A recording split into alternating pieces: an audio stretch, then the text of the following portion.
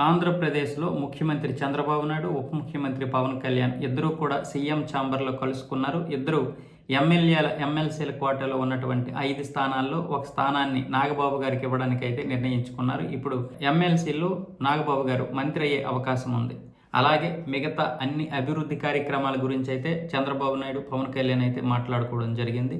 ముఖ్యంగా ఉపాధి హామీ కింద చాలా నిధులను రాబట్టుకుని ఎక్కువ పనులు చేయాలని, అలాగే గత ప్రభుత్వంలో ఎవరైతే పెట్టుబడిదారులు ఇక్కడ వ్యాపారాలు చేయడానికి వచ్చారో వాళ్ళందరినీ తరిమేయడంతో వాళ్ళు ఇప్పుడు రావడానికి భయపడుతున్నారు కాబట్టి వాళ్ళందరినీ రప్పించే విషయం గురించి కూడా మాట్లాడారు.